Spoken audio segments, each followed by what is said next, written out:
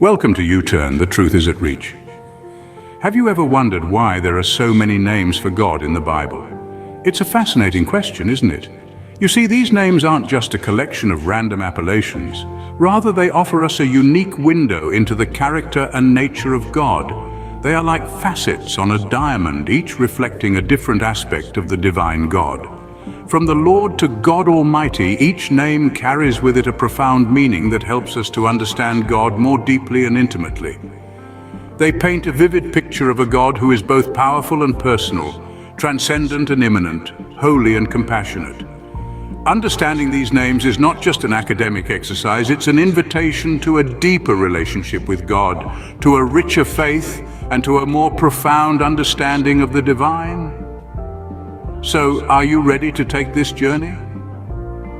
Let's explore the profound meanings behind these names. Number 1, Jehovah.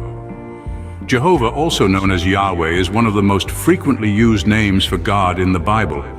This name carries a profound weight and depth of meaning. From the Hebrew language, it translates to the eternal living one. It speaks of God's self-existence, his eternity, and his unchanging nature. Let's take a moment to explore a passage from the book of Exodus, specifically chapter 6, verses 2 and 3.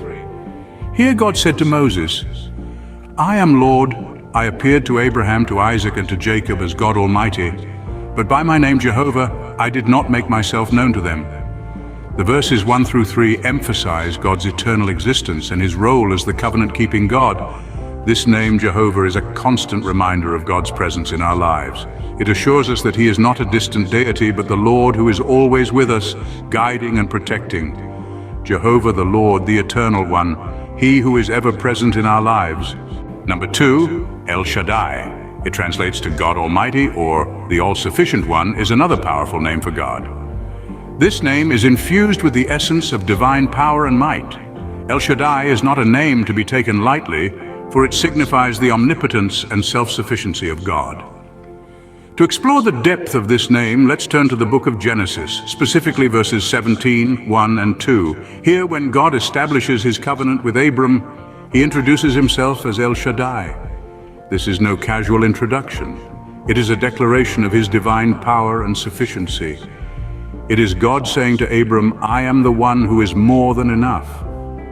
This name, El Shaddai, gives hope to all of us. When we feel overwhelmed by life's challenges, we can find solace in knowing that our God is El Shaddai, the all-sufficient one. El Shaddai, the God who is more than enough, the all-sufficient one. Number 3, Jehovah Jireh. Let's delve into the name Jehovah Jireh. This name translates to "the Lord will provide," and it's a powerful testament to God's boundless generosity and care. In the Bible, we see this name used in Genesis 22:14. This chapter tells the story of Abraham's near sacrifice of his son Isaac. At the last moment, God provides a ram for the sacrifice instead, saving Isaac's life. Abraham then names the place Jehovah Jireh, recognizing God as the provider. This name reminds us that God is not just the creator of all things, but also the provider. He nourishes, sustains, and protects us. Every blessing that graces our lives, every bit of strength we find in times of hardship, and every moment of peace in times of turmoil, all of it is a testament to Jehovah Jireh's provision. We can trust in him because he is Jehovah Jireh, the Lord who provides for our every need. Number 4, Jehovah Rafa. Now let's look at Jehovah Rafa.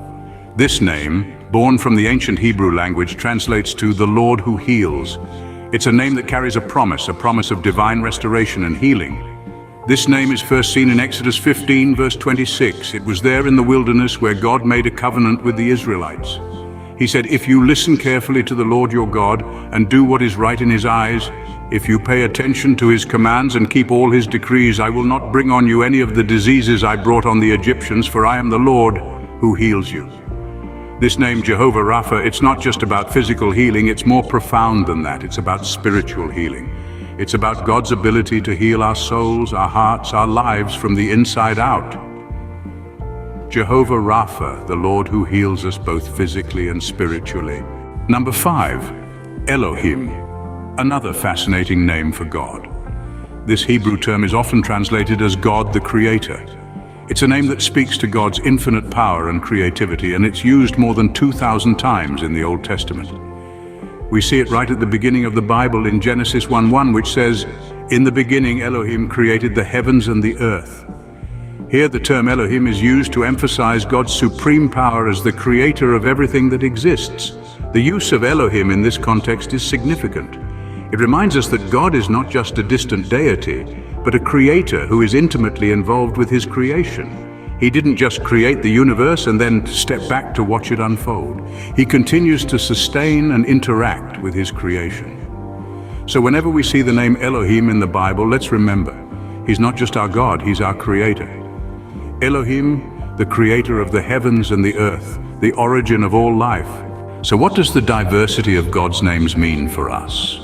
Well, the different names of God, as revealed in the scriptures, are not mere labels. They are profound revelations of his character, his nature, and his ways.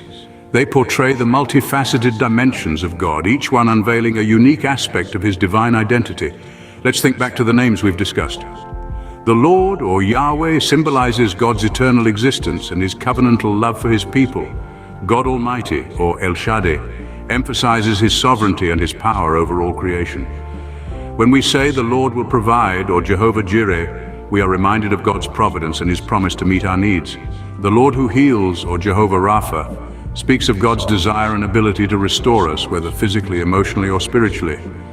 And finally, when we call him God the Creator, or Elohim, we are acknowledging his creative power and his authority over the universe. Understanding these names is not just about theology or biblical scholarship. It's about building a deeper, more intimate relationship with God. When we call upon these names in prayer, in worship, or in times of need, we are not merely uttering words.